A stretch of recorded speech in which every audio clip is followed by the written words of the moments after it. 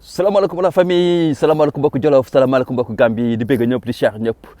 di bëgg képp koo xamante ne yaa ngi safoo canal bi di famille de Tambeta TV ak sa frère de Sénégambien Boys Mister Thiam Ngom saa su ne gars yi ñu ñëwaat ci beneen chronique ñëw ci beneen waxtaan wax ci li nga xamante ni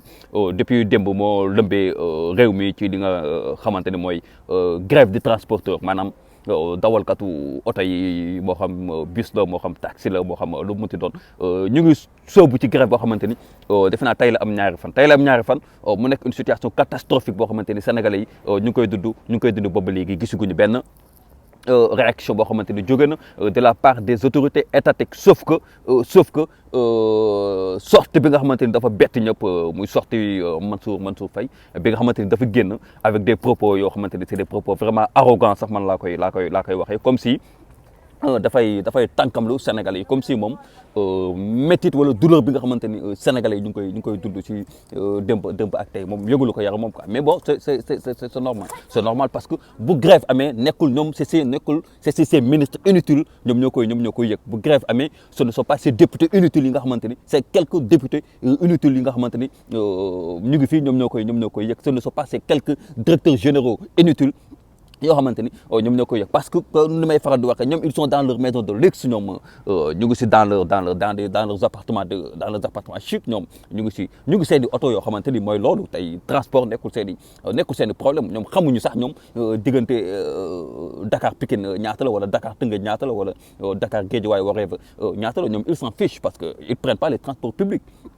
paasu Dakar dem dikk sax amaana boo leen ko laajee sax xamuñu ñaata la parce que duñ jël transport public moo tax mu génn def cette façon de discours wala bi nga xamante ni tey dafa métti Sénégal yëpp dafa tax sax ba tey transporteurs yi gën a révolté wu dama jàpp ni dans un pays sérieux comme ni mu koy faral di waxee rek yenn postes yi c'est des postes stratégiques yoo xamante ni boo koy jox nit jox ko koo xamante ni am na ci compétence tey Mansour Faye nga jox ko lu mel ni infrastructure wala lu takkaloo ko transport wala yeneen ni mel pour man domaine yooyu noonu c'est des domaines yoo xamante ni man gisuma comme Mansour Faye compétence bu mu am ba war a mën a gérer yooyu poste quoi parce que quoi qu'on puisse dire tey même su fekkee ne transporteurs yi ils ont tort sax lui moom c'est le ministre. Lui c'est le ministre moom tey war na mën a génn apaiser la situation mais pas di aggraver la situation avec des propos yoo xamante ni dafay métti xool avec des propos yoo xamante ni dafay gën a empirer li nga xamante ni mooy la situation bi nga xamante ni mooy une situation chaotique bi am au pays tey boo xoolee ñaata nit ñoo waroon jàng mënuñu jàng depuis démb ñaata nit ñoo waroon liggéey mënuñu liggéey depuis démb tey économiquement parlant ñaata la Sénégal tey di ñàkk ci grève bi ni transporteurs yi nga xamante ni ñoom ñoo nekk en grève ñaata la ñu ñàkk si xaalis c'est des pères de famille yoo xamante ni tey am na ci ñoo xamante ni balaa ñu joxe dépense il faut que ñu xëy def benn course wala ñaari course def benn aller retour wala ñaari aller retour mën a daw vite fait dem joxe dépense seen kër mais moom c'est comme si il s'en fiche de cela et voilà ce qui se passe bu fekkante ne ni da nga nekk si un pays boo xamante ni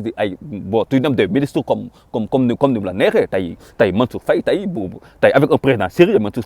Faye il serait même pas ministre bay dugg ci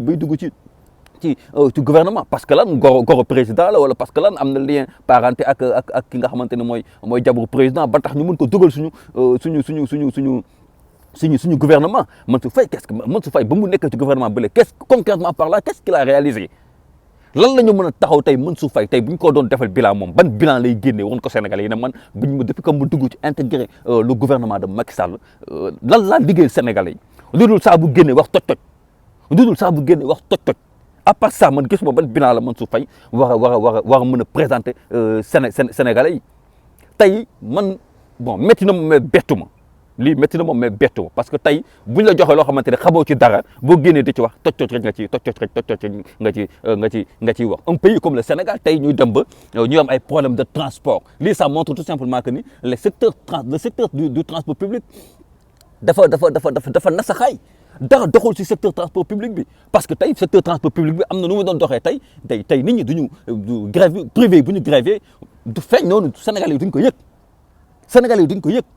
tey li ñu waroon liggéey ci secteur du transport bu ñu ko liggéeyoon walaay ajum tey grève bu amee te privé bu grévé sax grève bi du feeñ boo ñëw fi Europe privé bu ñu grévé grève yi gars yi population bi duñ ko yëg population bi duñ ko yëg parce que boo xoolee li nga xamante ni moo tàng ci privé bi public bi mu ngi koy doxal comme ni mu ko war a doxee de ce fait dafa am benn concurrence loyale boo xamante ni fee bu paanee fii du ko yëg fii bu paanee fee du ko yëg mais ñun on prévoit jamais rien du tout ñun duñu prévoir dara même su fekkee ne Mansour Faye yow t'as convoqué les ñi nga xamante ni ñoom ñoo ŋànk le secteur du transport privé pour ngeen ñëw waxtaan ñoom ñu leen dañoo soxla ministre nangam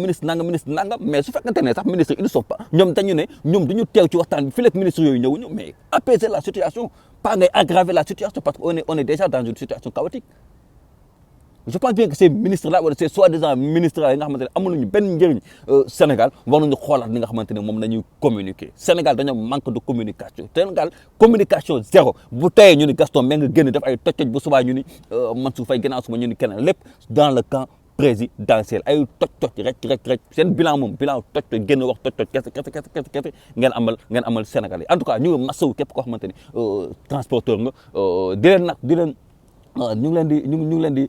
maso bu baax a baax mais tamit di leen wax it ñu xalaat askan wi nañu xalaat askan wi lépp nag mënul dox à 100% lépp mënul parfaire mais de grâce tamit nañu xalaat